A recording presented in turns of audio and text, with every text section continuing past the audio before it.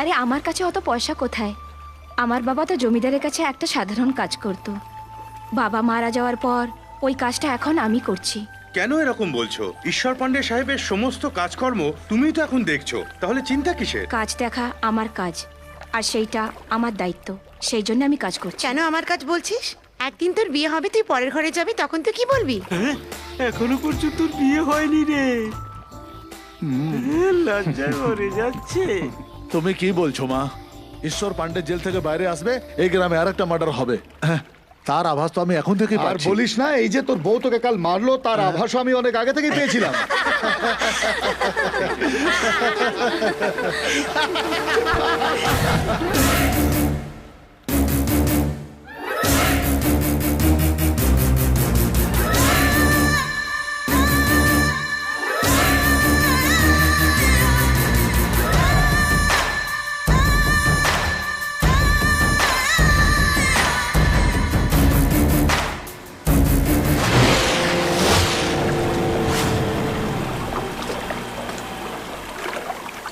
এই যে অঞ্জলি, তোমার বাদলাপুরের বোর্ডটাকে খারাপ হয়ে গেল যে সার্ভিসিং করতে দিয়েছো?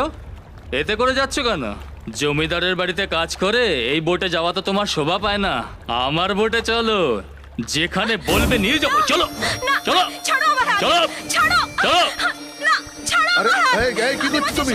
যা করার তোমার বাইরে করো, আমার বলে নয়। নাহলে বাইরে ভোগে পাঠিয়ে দেবো, বুঝলি?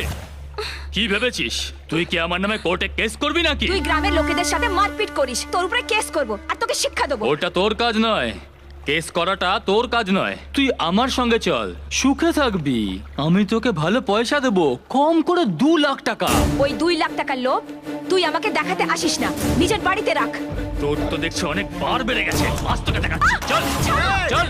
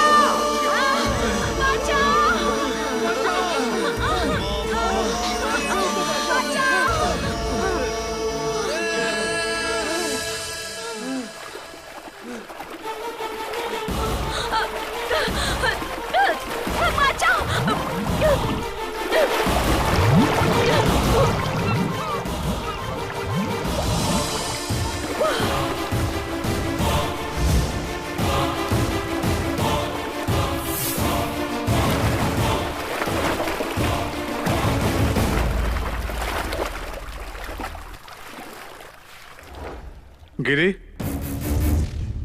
গিরি, গিরি, অটো করে আসলি? কি করবো, আমি একজনকে বাঁচাবার চেষ্টা করছিলাম, কিন্তু ওই লোকটা আমাকে উল্টো বাইরে বার করে দিল, তাই চলে এলাম। সত্যি ভাই,